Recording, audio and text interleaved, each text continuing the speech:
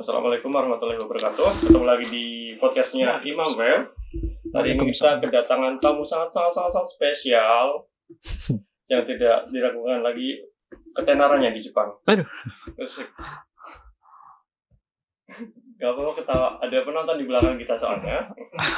Oke, kita kenalan sama namanya Kang Ahmad Naini. Oke, halo. Halo Mukarom. Aduh. Mas Naini mau sharing tentang gimana sih kerja di Jepang, gimana sih kehidupan di Jepang ini dan lainnya. Nanti kita sharing langsung. Kita tanya-tanya langsung sama Kang Naini. Di sini udah banyak pertanyaan, udah disiapin. Minimal 10, tapi nggak ada esai, nggak ada pilihan ganda, semuanya dijawab secara langsung. Oke, berarti nggak ada salah benar gitu ya Mas ya? Nggak ada salah benar. Siap. Dan nggak ada nilai kelulusan. Oke. Kenalan dulu sama Kang Naini. Oke, nama saya tadi Ahmad Naini. Nama lengkap saya Ahmad Naini Nahbul Umam ya. Nama lengkap saya. Itu nggak perlu. Dan untuk gelar tersendiri masih belum tersematkan karena kebetulan masih bernafas. Gelar saya mungkin nanti 3 huruf ya. Tapi nanti. Ada titiknya ya belakangnya. Iya, ada titiknya belakang. Tapi nanti insya Allah dan kita semuanya pasti akan mendapatkan gelar itu semua ya. Oke. Di awalnya udah horor ya. Gimana sih? Awalnya udah horor kayak gini. Enggak. Tapi memang itu untuk mencairkan suasana aja. Mas Naini ini udah berapa lama tinggal di Jepang? Tinggal di Jepang ya. Udah berapa lama tinggal di Jepang? Kita hitung bareng-bareng Mas. Heisei 26 ya. Kita datang ke sini. Heisei 26 berarti kalau untuk tahun Masehi mungkin 2014 ya. 2014 sampai sekarang 2023. Jadi sekitar 9 tahun jalan ya. 9 tahun mau 10 tahun. Ya, sekitar segitu lah. Eju nanti masih dalam pemikiran atau dalam pertapaan. Kita tapa dulu lah. Ngapain ke Jepang, Mas? Ke Jepang ngapain ya? Pertama mungkin kita sama-sama tahu lah ya, sampean juga ke Jepang ya. Untuk ngapain? Kita pertama mungkin cari duit ya. Ya, memperbaiki ekonomi. Cari duit karena kita mungkin duit itu bukan nomor 1, tapi kalau nggak ada duit pusing juga kita. Jadi mungkin tujuan pertama itu kita cari duit. Saya cari duit dan yang keduanya mungkin pengen cari pengalaman dan mengasah otak lah ya. Kalau kita tinggal terus dengan keluarga di rumah atau di Indonesia, mungkin kan pengalamannya hanya itu-itu saja dan pola pikir saya juga mungkin itu-itu aja dan mungkin terlalu nyaman kali ya. Berarti menghindari zona nyaman, mencari experience yang baru gitu mungkin? Ya, jadi mungkin bukan menghindari zona nyaman ya. Kalau semua orang pasti nggak mau tuh menghindar dari kenyamanan. Tapi mungkin mencoba untuk hal baru yang berawal dari sesuatu yang tidak nyaman. Karena sesuatu yang tidak nyaman itu kalau kita proseskan akan menjadi lebih nyaman dan nyaman banget tentunya daripada nyaman yang didapat atau diberikan dari orang lain kan. Masya ya kan? Allah, kuat hari ini. Nah ini 2023. Iya kan? Deketin lagi miknya. Oke.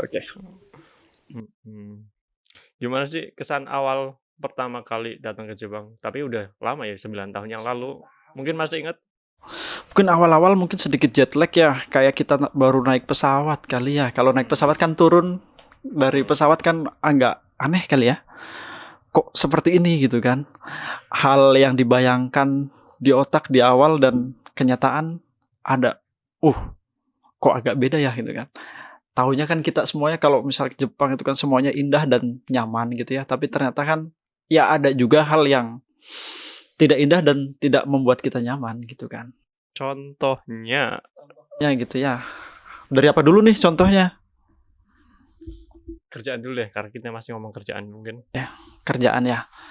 Karena mungkin kan basic saya gitu kan. Sampai juga sama kali ya basicnya ya. Enggak ya. Saya basic kan basicnya sampai apa? Basic di awal kan dulu perawat ya. Dan sama gitu. Karena kuliah dulu di perawat, ternyata di sini masuk di tempat yang merawat lansia ya. Pantil, tempat lansia lah kayak begitu. Dulu awalnya kan saya pikir yang namanya merawat lansia ya sama kayak kita dulu kan kerja atau PKL ya. PKL dulu pernah juga ya materi gerontologi ya. Ya gitu-gitu aja ya, tapi ternyata materi apa lah gitu. Ya gerontologi kalau nggak salah ya, keperawatan gerontologi itu. Kayak itu aku remedi loh, Kang. Kok remedi sih? Kenapa itu? Karena tidak siap tua atau gimana? Ya nggak belajar aja waktu itu. Fokus pacaran, astagfirullah. Aduh. Enggak. Tapi ya nggak apa-apa lah. Saya juga karena tadi yang disebutin itu kan bumbu-bumbu muda ya. Tapi asal jangan bablas aja. Masih punya rem gitu ya. Itu tadi pertanyaannya apa ya ke depan tadi? Kesan awalnya pertama kali datang ke Jepang. Ya kesan awal tadi jet lag dan sempat shock culture juga ya dari kerjaannya itulah apa namanya ya sistem yang baru dan ketemu dengan orang-orang baru yang biasanya kita kerja di Indonesia kan bisa sambil pegang HP mungkin ya. Maaf tapi mungkin nggak semuanya ya. Tapi ada sebagian lah yang kerja bisa sambil santai pegang HP. Ternyata di sini kan nggak bisa dan kita harus betul-betul fokus dan ya dengan orang-orang yang baru dan beda. Bedanya kayak gimana ya? Pertama kali masuk ke tempat kerja. Yang bedain apa sih? Kerja di Indonesia. Yang jelas bahasa emang beda sih. Waktu datang ada senpainya. Dulu itu kebetulan ada, cuma senpai saya itu lagi ada masa pendidikan untuk persiapan ujian nasional. Jadi seolah-olah kayak 3 bulan, 2-3 bulan lah dibilang hampir kosong nggak ada senpai ya. Gitu. Jadi ya sempat kaget lah ya karena kita harus mau nggak mau harus dengan terbata-batanya bahasa harus langsung ngobrol dengan orang Jepang asli dan yang jadi lebih horor lagi, saya dulu tuh bukan horor ya, lebih kocak lah. Kita dulu kan masuk ke Jepang itu pasti yang dipelajari di sekolah atau ya di tempat belajar kan bahasa Jepang. Kita bahasa Indonesia nih. Kalau ngobrol kan pasti bahasa Indonesia. Aku, kamu gitu kan ya. Ya kan? Saya datang dulu tuh nggak langsung ke Jepang. bukan ke Jepang ya. Artinya saya datang ke Jepang tapi Jepang yang daerah kayak begitu loh. Jadi artinya pakai bahasanya bukan bahasa Jepang tapi saya dulu kan di Tokushima. Jadi pakainya pakai awabeng. Jadi ada kalimat lucu saya dulu tuh Mas Imam. Misal kita ada satu cerita atau kenangan yang mungkin nggak akan saya bisa lupa gitu ya. Ada satu makan siang ya, ada makan siang dulu tuh. Ada satu pasien saya minta oshoyo hoshi. Oshoyo. Shoyo tahu nggak? Shoyo itu apa? Pasti kan pikiran kita kan shoyu ya. Udah makan siang gitu kan, lagi makan siang. Shoyu itu kan kecap asin yang disangka kan. Sangkaan saya pun seperti itu. Saya kasih kecap asin. Saya dibentung pakai tongkatnya. Karena mau makan siang, saya kasih shoyu gitu kan. Dan yang diminta itu shoyo. Ternyata shoyo itu sho, kanji kecil gitu kan. Shoyo itu sombeng no koto, shiko no koto. Gitu kan. Jadi itu mungkin yang bikin mau ke toilet tapi ternyata saya kasih shoyu, marahlah dia. Jadi itu yang kocak gitu sih pengalaman pertama. Kang maksudnya Kang. Jadi itulah yang mungkin pengalaman pertama yang agak shock lah ya. Karena bahasa Jepang yang kita pelajarin di Minaniho itu kan apa ya namanya Yojungo ya. Iya, Yojungo atau bahasa Jepang lah kalau kita bahasa Indonesia gitu ya. Nah, begitu masuk ke dalam wilayah-wilayah tertentu itu nggak terlalu dipakai mungkin ya. Iya, itu hanya dipakai untuk kayak kita meetinggu core kayak gitu. Core itu apa ya? Kita rapat lah ya, rapat pagi gitu kan. Laporan kayak begitu, moshiokuri gitu. Tapi kalau ngobrol sama pasien langsung kita pakai bahasa daerah yang ada di wilayah itu. Seperti itu. Jadi kalau kalian pengen ke Jepang, pilih daerah yang pakai tapi Jepang yang benar. Misal Tokyo, Kanagawa itu pasti benar. Tapi kalau udah selain itu Osaka aja beda sendiri. Osaka juga beda kan, mirip-mirip lah dengan tempat saya tinggal tuh. Nanosyong gitu kan, Nanyosteru no itu kan, bukan Nanyosteru no, Nanosyong gitu. Coba misal kalau saya tanya Mas Imam, kalau aho artinya apa coba? Baka kan? Baka itu apa teman-teman? Baka itu bodoh. Nah, tapi kalau daerah tempat tinggal saya dulu, Hatsuong membedakan makna. Hatsuong itu apa? Intonasi ya, intonation gitu kan. Intonasi beda, maknanya pun beda. Kalau aho kah, itu artinya apa? So desu ka. Aho ya ne, so desu ne itu artinya itu. Iya kan? Iya kan? Lucu kan? Itu nggak ada di Minaniho ini. Iya, makanya. Iya loh. Makanya mungkin untuk teman-teman yang pengen ke Jepang itu pertama mungkin happy aja dulu deh. Kalau kita happy gitu kan ya, itu kan pasti apa ya, senewan ya kalau ngadepin bahasa-bahasa yang kayak gitu. Loh kok di kampus nggak kayak gini bahasa, kok seperti ini itu kan. Mungkin kuncinya happy dan pede kali Mas. Jadi sama temen gitu kan ya, nggak malu-malu untuk tanya itu kan, sama teman kerja tentunya, teman di ruangan tuh. Ini tanya terus dari tadi, saya lah gantian tanya. Kalau sampean gimana dulu? Awal datang tuh. Jangan nanya. Pertama kali datang sih kalau aku ada senpai banyak. Oh gitu. Kalau nggak tahu senpainya yang terjun itu kan. Oh gitu. Jadi enak lah ya, masih ada pegangan kasarannya. Masih ada. Kalau nggak tahu sesuatu, senpai itu bisa nerjemahin dengan gitu. Bahasa yang lebih kita mengerti. Tentunya bahasa Indonesia. Jadi kalau kalian nyari kerjaan di Jepang ini, salah satunya ada senpainya enggak gitu. Karena memang mungkin orang-orang yang belum ada senpai berjuangnya lebih keras, mungkin nanti hasilnya lebih bagus mungkin ya, secara mental, secara kecerdasan gitu ya. Kecerdasan mantap itu. Ya, kecerdasan loh. Tapi kalau orang-orang yang udah ada senpai berarti kan apa ya? Isinya ada batu loncatan yang pegangan kali ya. Lah gitu, membantu kita. Kalau aku sih dua-duanya tetap pasti ada plus minus sih, ada plus minus itu kan. Kalau kita pengen cepat mengerti dengan bahasa kayak begitu, ya mungkin ada atau nggak adanya senpai nggak jadi trouble ya. Karena udah mindset di awal, ya saya pengen kerja di Jepang, mau nggak mau saya harus bisa bahasa Jepang itu kan. Karena belajar bahasa Jepang itu hukumnya. Kalau saya tuh sempat bilang ya, belajar bahasa Jepang itu mungkin ini fatwa yang liar ini. Kata Kang Nay, hukum belajar bahasa Jepang di Jepang itu wajib. Nih wajib. Buat saya bikin fatwa rada liar tuh. Ini fardunya fardu apa kan? Fardunya fardu ain ya kalau udah gitu. Iya sendiri. Kalau kifayah kan bisa diwakilkan tuh. Bisa tuh sholat jenazah. Misalnya saya sholat jenazah udah lakuin, sampean nggak harus kan. Tapi kalau bahasa Jepang itu buat saya, kalau udah yang di Jepang ya, udah yang di Jepang tuh, itu udah wajib dan wajibnya tuh banget. Jadi fardu ain lah ya. Kenapa coba alasannya? Apa coba alasannya? Kenapa wajib? Jepang semuanya ngurusin sesuatu harus pakai bahasa Jepang. Iya itu kerjanya di Jepang. Itu salah satunya kayak begitu. Dan kita juga kan manusia ya, manusia yang punya mau dan punya kebiasaan.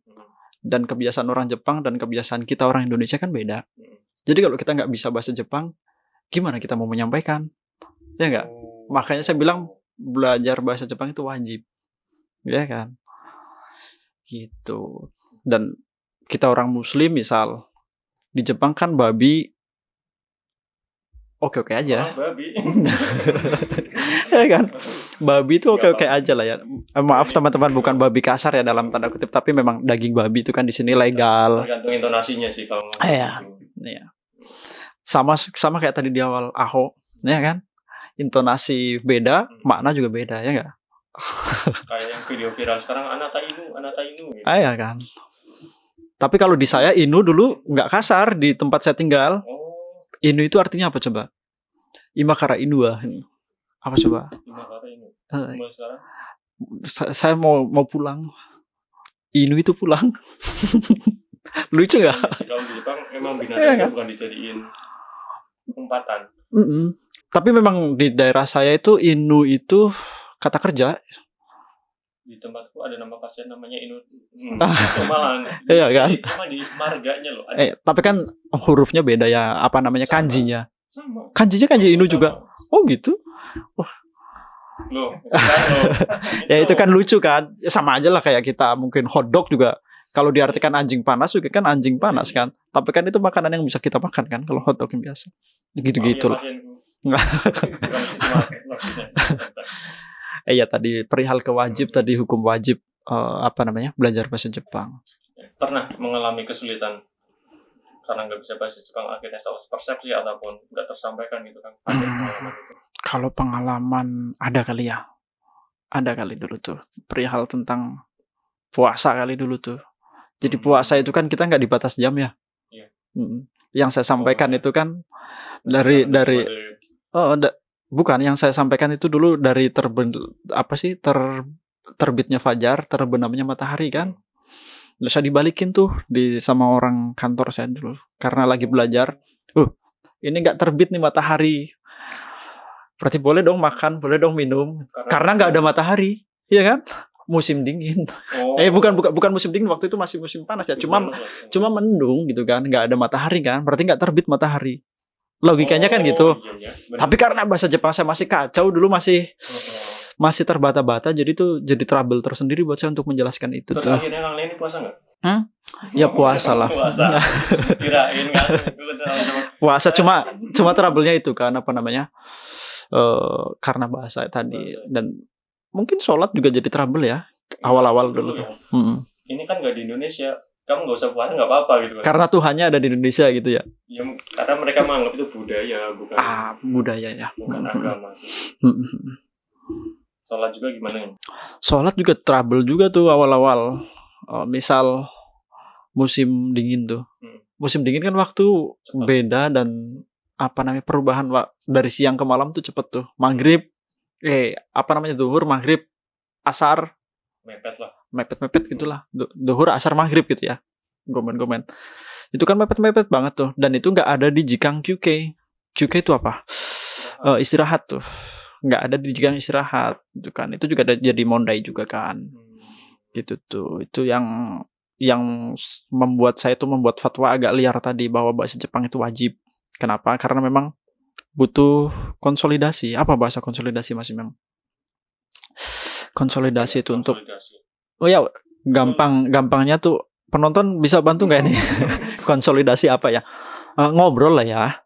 Ngobrol kalau ya, nego ke kantor kayak begitu untuk menyampaikan bahwa ya kita ada kebiasaan 5 waktu sholat yang muslim tentunya ataupun yang Kristen juga kan kita minggu juga kan perlu ke gereja ya yang teman-teman Kristen kayak begitu. Makanya itu yang membuat saya membuat fatwa liar tadi bahwa belajar bahasa Jepang itu menjadi wajib kalau teman-teman yang pengen ke Jepang atau yang sudah ada di Jepang. Waktu itu gimana cara ngomongnya Kang? Akhirnya di ACC kan?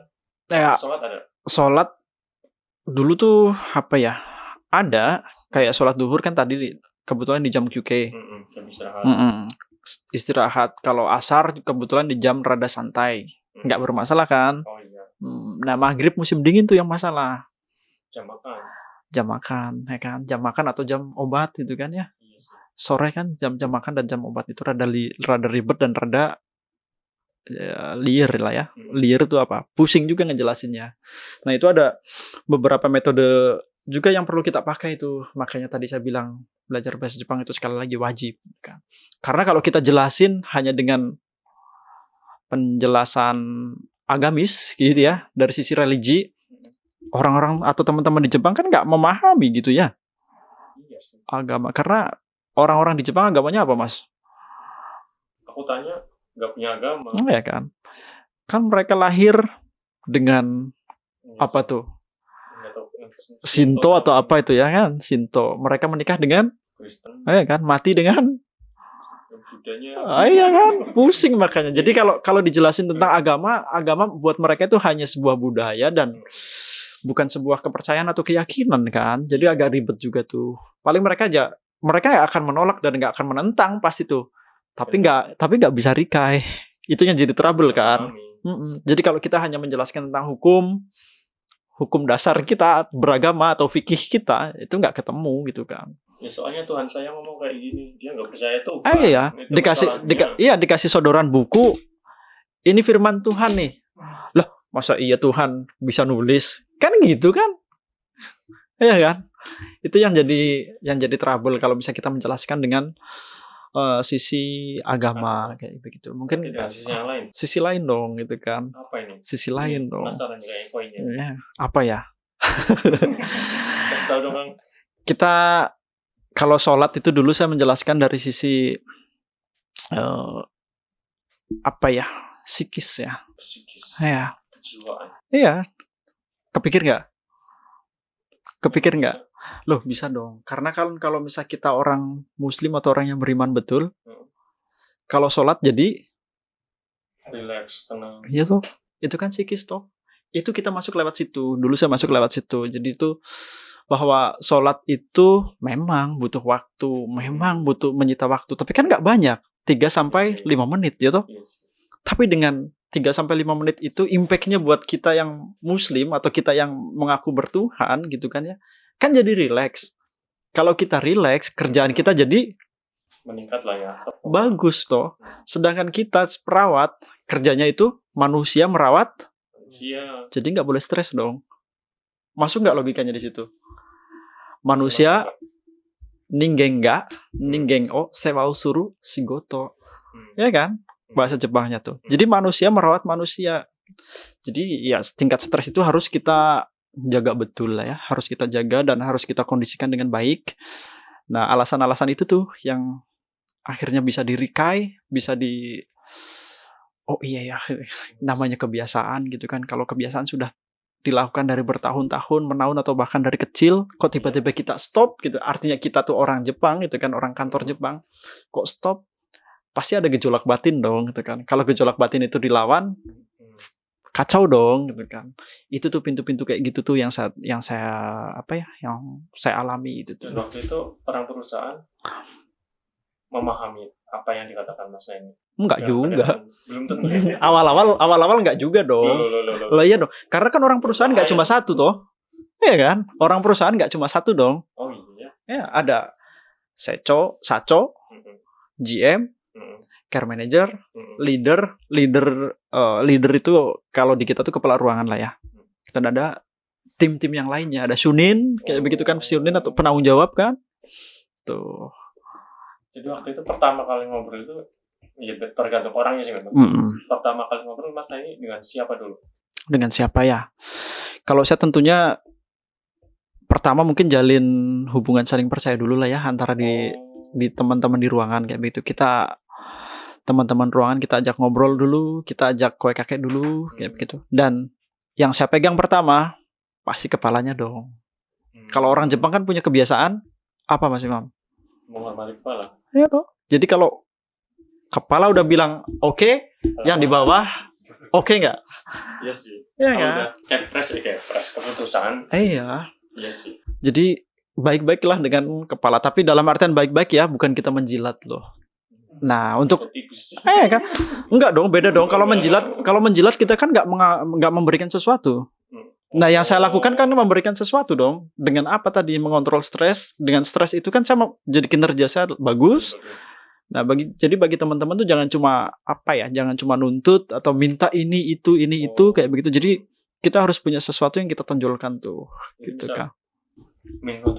Minta jam sholat tapi kerjanya blee gitu kan. Aduh, blee apa ya?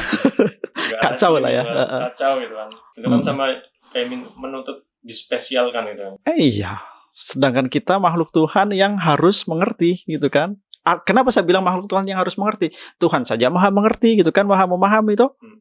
Masa kita sebagai makhluknya nggak mau ambil sifat itu gitu kan? Ya nggak? Jadi jangan egois dong kita jadi makhluk yang mengaku hamba Tuhan. Kembali ke tadi, sampai ngomong berapa kali Mas dari pengalaman ini? Saya jalan itu ada beberapa kali ya, lupa ya. Tapi awal-awal tahun pertama itu oke, kayak begitu. Tapi setelah tahun keempat saya lulus. Sorry, bukan tahun keempat. Tahun keempat saya jalan, pergantian tuh ada Shunin baru, GM baru. Di situ muncul lagi, keluar lagi gitu kan. Tentang masalah maghrib kayak begitu. Nah, maghrib itu krusial banget sih. Iya, karena maghrib itu kan jam makan dan pokoknya jam-jam ribet lah, jam-jam bagi obat kayak begitu gitu kan. Jadi di situ ada trouble lagi. Tapi ya itu kembali lagi. Alhamdulillahnya kepalanya masih satu. Jadi kepalanya saya pegang lagi. Bilangin dong gitu kan. Tentunya kan kita nggak bisa dengan cara frontal ya, karena yang kita tuju juga untuk ibadah ya. Nah, kita sholat tujuannya untuk ibadah menghadap ke Tuhan gitu kan ya, ke Allah Subhanahu wa taala. Dan tujuan berikutnya kita pingin relax gitu kan, untuk menenteramkan hati kita gitu kan. Kalau dengan cara frontal, dengan kita cara ya Korea boku no sukyo no karamo oinori no jikan morawana katara ore yameru atau toyuko to basukatara zettai dame janai. Ya udah, sana kamu keluar cari perusahaan yang bisa gitu. Loh iya, cuma kan kokoan Nihon daro deh. Pasti jawaban mereka kan gitu kan. Itu kan butuh kemampuan untuk berkomunikasi. Kembali lagi kita diajarin apa tuh dulu pas waktu komunikasi terapeutik tuh. Gini. Iya kan? Remedi juga. kita belajar dulu di perawat kan, untungnya ada materi bina hubungan saling percaya kan. Iya, jadi kita bina hubungan saling percaya dulu gitu kan. Trust, tentunya trust dulu lah yang kita bikin. Dengan yang benar, saling ngajak ngobrol atau gimana? Pertama tentunya jalin komunikasi dulu lah ya dengan teman-teman di ruangan. Tentunya dengan tadi atasan juga kita harus perlu bina hubungan saling percaya. Itu komunikasi pertama ya. Artinya komunikasi kan macam-macam, Mas. Jadi tidak hanya ngobrol tentang kerjaan, tapi kita ngobrol tentang kebiasaan kita. Kan dikit-dikit tuh orang muslim, saya punya kebiasaan tes dari situ tuh. Kita pakai cara yang soft lah gitu kan ya. Pakai cara yang soft, dan tentunya dalam kita beragama pun, dalam hal sholat misal tuh, kita juga ada istilah-istilah rukhsah lah ya, ada istilah-istilah keringanan tuh. Tapi tentunya bukan kita meringankan diri lah ya, tapi kan kita juga harus paham juga. Jadi makanya saya menyarankan mungkin untuk teman-teman yang pengen datang ke Jepang atau yang sudah ke Jepang, selain belajar bahasa Jepang itu wajib, belajar hal-hal yang berhubungan tentang ibadah-ibadah kita juga itu perlu juga. Gitu kan. Jadi biar kita tidak terlalu kaku, dan dalam kita bernegosiasi kita tidak hanya berlandaskan keinginan kita atau nafsu kita ya, tapi berlandaskan apa, Mas? Ilmu kali lah ya. Kalau ilmu itu kan akan lebih soft dalam cara penyampaian gitu tuh. Tapi kalau nafsu biasanya kan sifatnya liar lah ya. Frontal dan panas. Biasanya kalau kita beribadah dengan nafsu itu kan panas hasil. Pasti ya, hal yang keluar pun panas gitu tuh. Apa sih yang paling berarti bina hubungan saling percaya dulu sesama pekerja di atau staff di ruangan lah ya, staff di ruangan. Terus selanjutnya naik ke level atas ya. Kalau saya punya sistem kayak gini, Mas. Biasanya kan orang sini tuh ngomong tuh harus prosedural dong gitu kan. Lewat leader dulu, lewat care manager dulu atau apa itu kan. Kalau saya tadi punya pemikiran yang rada sedikit radikal sih, cuma ya tadilah dengan cara yang soft lah ya. Kita deketin dulu atasannya. Kalau atasannya udah oke, baru kita buka di KAI itu.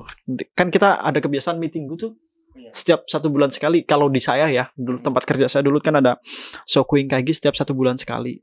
Di tempat sampean ada juga nggak kayak gitu, ya kan? Sesudah saya ngobrol dengan atasan, baru tuh kita membiah tuh. Apa itu bahasanya membiah ya?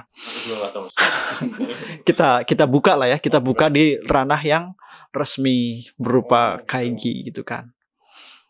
Kembali lagi bahasa Jepang wajib tuh. Kalau orang mau masuk ke kaigi kan harus bisa ngomong juga kan, ya kan. Jadi susahnya itu loh, Pak. Nah, mungkin kalau misalnya teman-teman yang agak ada masalah dengan bahasa Jepang gitu kan, ya kita baik-baik lah dengan teman-teman di ruangan, ya kan. Caranya itu dulu deh, caranya ya. Kalau untuk teman-teman yang mungkin untuk bahasa komunikasi masih rada bermasalah itu kan ya, kita baik-baik dulu ke orang ruangan dengan cara pertama ya kita have fun di ruangan, berikan rasa have fun lah ke ruangan gitu kan. Misalnya kita kerja lebih aktif gitu kan ya, performa lebih bagus dibanding yang lain. Kalau kita performa udah lebih bagus, saya pikir teman-teman di ruangan apa yang kita mau mereka akan sorry ini pasti kan gitulah. Ya, kalau misal kita balik ke orang ruangan juga, begitu kita minta sesuatu pun tanpa harus kita ribet lah ya, sama jalurnya lah. Misalkan ada teman Jepang juga nggak semuanya majime juga nih teman-teman. Ada juga teman-teman Jepang yang kadang ya curi-curi untuk minum cola dulu di luar walaupun itu bukan jam kerja, bukan jam istirahat itu kan, atau enggak itu etos kerjanya tinggi. Cuma kan yang nggak diketahui kan ada juga. Semuanya tapi. Nah, kita harus ngerti juga loh kebiasaan-kebiasaan yang seperti itu. Kalau kebiasaan itu kita lu ngelakuin itu, gua boleh dong ngelakuin ini itu kan. Biasanya kan jadi lebih cair lah suasana di ruangan, ya kan? Saling menutupi. Saling menutupi. Tapi kan untuk hal yang positif kan nggak masalah lah. Karena kita juga kan butuh juga kan. Iya sih. Kalau aku pengalamanku dulu gini, orang Jepang tuh kadang minta kebiasaan untuk ibuku ngerokok kerja tapi dia pengen ngerokok, ya udah sambil ngerokok deh. Tapi nanti aku begitu pengen sholat, aku minta jam sholat gitu. Jadi apa apa otage ini apa saling kerja sama aja gitu. Ya gitu-gitu tuh. Jangan kita minta sholat nanti kalau ada teman kabur misal sekitar 5 menit langsung kita mongku gitu ya. Apa mongku ya? Kita ngedumel gitu ya. Jangan, gitu. Ya nggak boleh juga, nggak bisa juga itu kan. Tahu nggak mungkin hal yang jadi apa namanya? Jadi trouble juga tuh bagi teman-teman muslim yang Ramadan tuh. Ya kan? Ramadan kita biasanya minta untuk di Amairu tuh. Apa Amairu tuh? Jelasin Amairu apa ya bahasa Indonesianya tuh. Apa? Manja. Ya mungkin minta dimanja lah ya. Manja. Karena kita nggak makan, kita nggak mau lah ngelakuin hal yang sifatnya fisik terlalu banyak gitu kan. Furo misalnya. Ya furo atau yang lainnya lah gitu kan. Jadi, Nah itu juga kan nanti jadi trouble juga tuh. Bahwa Islam itu ribet. Nanti bahwa agama yang kita anut itu jamani suruh gitu misal tuh. Ya mempersulit kerjaan itu kan. Nah itu juga harus perlu diperhatikan juga teman-teman gitu kan. Jadi bahwa puasa kan konsepnya bukan kita minta dimanja ya. Ya kan? Dulu zaman sedikit cerita nih Mas, boleh nggak? Nggak boleh. Oh nggak boleh. Ya nggak boleh, kalau nggak boleh nggak jadilah. Enggak. Jadi kan dulu ada satu kisah gitu ya zaman Rasul, mungkin teman-teman juga tahu lah bahwa ada satu peperangan yang dilakukan pada saat bulan Ramadan. Ada juga kan kisahnya. Ya kan ada juga tuh. Nah Rasul aja mengajari hal yang seperti itu. Masa kita yang mengaku umat Rasul minta dimanja waktu puasa kan kocak juga. Orang masih puasa ya? Iya kan. Apalagi cuma kerja ya? Iya. Di bawah AC lagi. Lah itu apa lagi kan? Itu apa lagi? Jadi itu juga perlu diperhatikan juga, jangan pas kita puasa kita minta diamairuin gitu kan.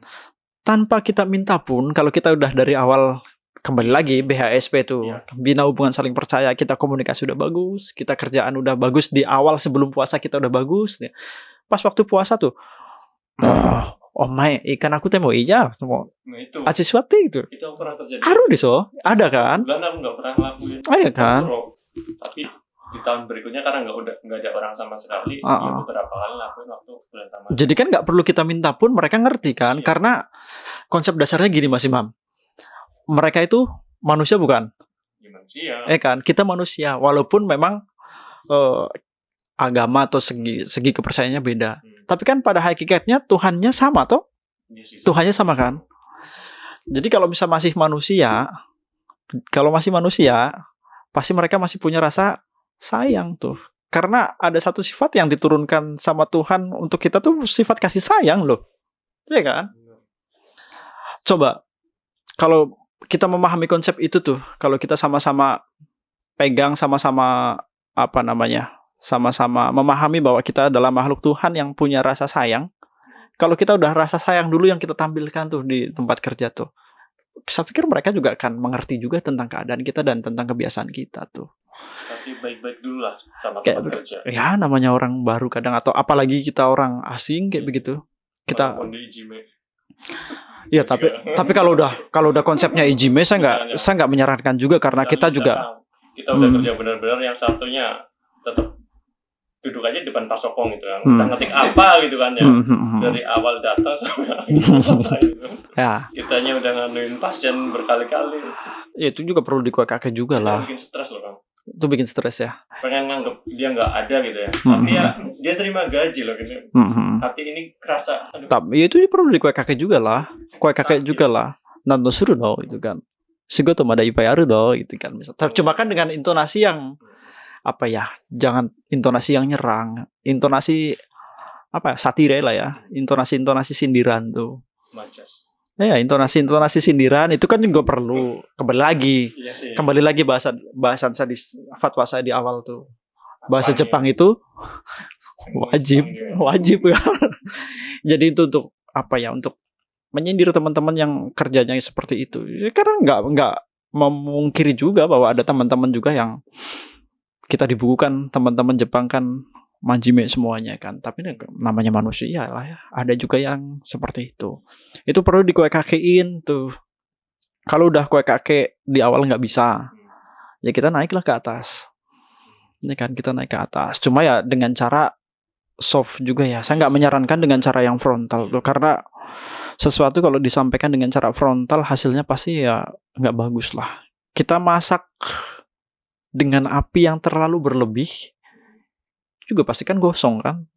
Apalagi yang dimasak itu masalah, yang kita masak masalah nih. Kalau apinya terlalu besar kan gosong juga itu masalah. Sedangkan yang kita cari menyelesaikan masalah kan, bukan menggosongkan masalah. Sama tagihan gasnya naik. Lah itulah gas mahal di sini ya. Kok malah jadi curhat ya? Malah curhat masalah ini aduh. Ya ini nanti kalau ada tim birokrasi ini teman-teman dari pemerintahan yang tahu tuh, cobalah dicek ulang tuh, biar kita dapat asuransi gas atau apa itu mas ya? Ada nggak sih? Ada nggak? Belum ada ya. Aku nyalon. Coba deh nyalek di sini tuh. Nyalek coba. Siapa tahu ada bantuan. Iya. Gitu mas. Terus kayaknya masnya ini enjoy aja gitu ya. Hidup di Jepang ya, nggak pernah stres juga. Saya kemarin baru aja 2-3 hari yang lalu baru dapat hasil stress checkku. Ada kan ya kalau di sini tuh ada tuh stress checkku tuh, setiap 1 tahun sekali kita dicek stresnya tuh, dan hasilnya kocak gitu. Anata no stress wa mirarete imasen. Tapi sebetulnya stres juga gitu kan. Cuma mungkin pas waktu komunikasi gitu kan ya nggak menunjukkan stres itu. Karena saya berpikir tuh gini nih, rasa capek, lelah itu ya tergantung mindset kita gitu tuh. Artinya gini nih, perasaan berat nih mas, nih saya bilang nih HP lah ya, HP saya menurut saya ringan nih, tapi kalau dipegang sama anak bayi berat kan. Artinya itu masalah itu tergantung siapa yang megang dan tentunya bagaimana cara kita memandang itu masalah tuh. 1+1 2. Anak bayi kau tanya 1+1 pasti nggak jawab dong. Kan, jangan anak bayi lah, anak yang masih baru belajar ngomong misal, atau enggak anak yang baru baru belajar SD misalnya. 4x4 kan? Berapa ya Kang? 4x4 nggak sempat harus dibalas ya. Ya kan 4x4 kan kita bisa jawab dengan cepat gitu kan. Tapi kalau anak SD yang ditanya kan juga ribet juga jawabnya. Artinya saya memandang masalah itu tidak mau memandang sebagai masalah yang ribet gitu loh. Jadi saya masih berpikir bahwa ya sesuatu yang seberat apapun kalau kita anggap berat akan berat. Tapi kalau kita tidak anggap berat, tetap berat. Tapi beban kita nggak seberat pada saat kita menganggap bahwa masalah itu berat loh. Tapi kepikiran terus loh Kang. Kepikiran terus. Nggak bisa tidur. Nggak bisa tidur. Enak. Ya kita kan tapi dianggurin. Ya kita kan punya hobi dan punya rasa happy di tempat yang berbeda-beda ya. Kita jangan lupa juga melakukan hobi-hobi kita atau kesenangan-kesenangan kita tuh. Kalau kalau kita hanya terfokus di satu sudut pandang atau satu kerjaan saja ya tentunya pusing juga dan bikin stres juga tuh. Stres di tempat kerja contohnya apa Kang? Stres di tempat kerja mungkin salah satunya tadi ngadepin teman yang kerjanya pura-pura sibuk tapi ternyata nggak sibuk gitu. Itu kan juga membuat stres juga tuh. Tapi kan ya itu kalau saya memandang tuh ada 2 jenis tuh mas ngadepin orang-orang seperti itu tuh. Kalau kita mau diem tapi kita lupain mungkin nggak jadi masalah ya. Tapi kalau diem terus ngebatin itu kan yang jadi masalah kan ya. Atau satu lagi nih, ngomong tapi terlalu frontal. Ini kan bukan menyelesaikan masalah tapi masalahnya jadi hangus kan, kacau juga kan. Iya kan berantem. Iya, dengan bahasa kita yang tidak terlalu rapi, kita berantem kan atasan juga memandang kita juga jadi jelek kan ya. Jadi mungkin ya dalam menghadapi masalah jangan hanya dilihat dari satu sudut pandang lah. Jadi harus kita melihat dari angle-angle yang banyak tuh. Jadi biar 4x4 itu hasilnya tidak hanya 16. Tapi sempat dibalas. Iya, gitu kan. Atau enggak 1+1 hasilnya tidak hanya 2 tuh. Kalau orang cerdas kan 1+1 hasilnya tidak 2 kan? Berapa Kang? Bisa 3. Itu orang pinter mungkin. Kalau orang cerdas begini. Bukan lah. Kalau orang pinter kan jawabnya 1+1 pasti 2 kan. Tapi kalau orang cerdas atau orang kreatif kan 1+1 tidak hanya 2. Sampean ditambah siapa kan hasilnya nggak jadi 2 kan? Oh iya juga ya kan? bisa jadi 3 tuh Pikiran gitu. melayang. Gitu-gitu. Traveling. Ya gitu-gitulah. Jadi artinya dalam menyikapi masalah tuh jangan terlalu dianggap besar, tapi kita cari solusinya tuh. Kalau misalnya kita tidak bisa ngomong, kita tidak bisa menyampaikan, kita cari teman yang bisa menyampaikan kayak begitu. Kita tidak punya kemampuan bahasa untuk menyampaikan dengan baik, baik-baiklah sama teman-teman yang punya bahasa baik, ya kan? Itu benar. Dan apa namanya, di kita tuh Mas, kita kan kalau kita kan ada masuk ke Jepang dengan program EPA ya, Economic Partner Agreement, dan teman-teman EPA juga ada satu organisasi tuh. Satu organisasi yang. Organisasi apa itu Kang? Ada tuh teman-teman perawat tuh, teman-teman perawat itu bikin satu organisasi tuh, Ikatan Perawat Muslim Indonesia tuh. Ya memang Muslim sih, ini konsepnya Muslim tuh. Tapi kan kalau masih perawat Indonesia masihlah kita berteman. Di situ tuh ada juga tuh apa namanya, beberapa bagian tuh. Di situ tuh. Saya bukan ketua lah ya, hanya salah satu apa ya? Divisi ya, koordinator lah, bukan ketua lah. Saya koordinator. Saya di koordinator curhat lah, teman-teman curhat. Kita menamainya apa, advokasi itu. Advokasi. Ya. Cuma kan kalau advokasi terlalu kita maknai advokasi yang resmi atau advokasi yang betul, itu kan kita membantu sampai kita mewakili lah ya, mengadvokat gitu tuh. Cuma karena kita juga masih ada batas dan masih memiliki keterbatasan gitu kan. Tapi kalau misalnya teman-teman misalnya pengen cerita atau pengen tahu bagaimana cara komunikasi atau bagaimana cara nego mungkin ya? Cara nego lah ya, nanti saya kasih tahu lah insyaallah tuh. Next nanti kita tahu. Kalau sekarang mau nanya apa? Kan kalau bisa ada pertanyaan ya nanti ditanya lah. Dijawab, dijelasin kalau memang saya mampu. Ini advokasi ini tugasnya selain sebagai perwakilan gitu ya. Perwakilan apa tuh? Tadi perwakilan ngomong ke misal tempat kerja. Oh, kalau perwakilan kan saya nggak bisa tadi. Saya nggak bisa mewakilkan tuh. Nggak bisa mewakilkan karena memang kita punya batas dan kita masih apa ya? Ada keterbatasan lah. Iya. Keterbatasan. Kalau advokat secara resmi kan kita butuh legalitas atau butuh apa? Kita kan ini nanti masuk ke panti lain gitu. Iya kan nanti kan jadi kalau ditanya siapa lu gitu kan bingung juga ya. Paling nanti saya dengerin lah apa namanya, ceritanya teman-teman tuh dari mana, apa namanya, masalahnya kenapa kayak begitu. Nanti kita sharing pengalaman kayak begitu. Nanti saya kasih tahu juga cara ngomong kayak tadi misal apa lewat, kan kalau misalnya dijelasin lewat misalnya tentang sholat atau tentang puasa, misal dijelasin tentang apa atau dari basic religi, dari basic agama kan mereka susah tuh biasanya. Nanti mungkin kita bisa belajar bareng-bareng, kita bisa kompromikan lah kayak begitu tuh, kayak begitu. Saya juga nggak sendiri Mas, ada teman-teman juga yang senpai saya yang lebih kompeten di hal ini. Nanti kita sama-sama ngobrol sama-sama untuk mengurangi stres teman-teman lah, karena saya pikir kalau misalnya masalah itu disimpan sendiri kan repot juga kan. Kayak sampean tadi kan apa nyinggung tuh, ada teman yang kayak gini nggak bisa ngomong ataupun nggak punya kemampuan untuk ngomong kayak begitu kan, kacau juga. Begitu aku ngomongin jadi iya kan, orang masuk hati keluar itu kan. Iya makanya tanggungan di rumah masih banyak gitu. Itu kan repot juga lah.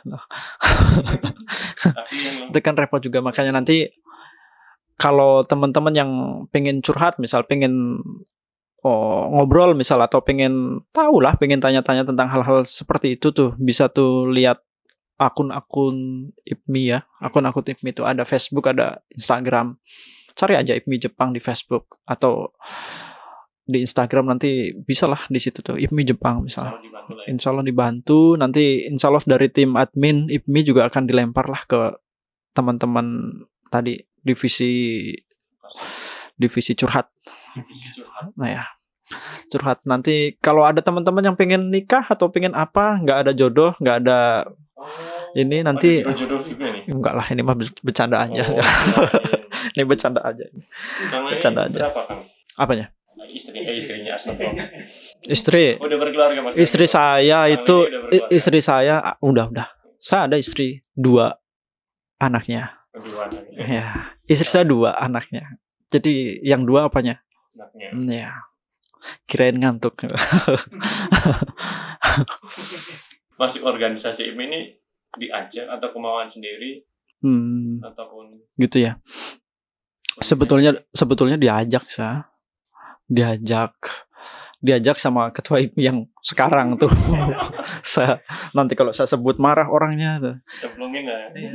Tapi ya sebetulnya ada satu ada satu alasan tersendiri lah kenapa saya mau gitu loh. Walaupun sebetulnya semi terpaksa kayak begitu, tapi ada satu konsep yang saya bawa juga bahwa kita manusia terbaik itu kan katanya bukan yang hanya bagus bacaan Qur'annya gitu kan, atau bukan yang hanya bagus sholatnya gitu kan, tapi kan manusia yang paling baik, manusia yang paling manfaatnya. Itu kan kalimat yang tenar gitu ya. Mas ini pengen bermanfaat untuk orang lain, tapi belum tahu ada wadahnya gitu misalnya. Iya, belum tahu wadahnya dan nggak taunya ada IPMI yang bisa mewadahi hal tersebut. Mungkin salah satunya itulah.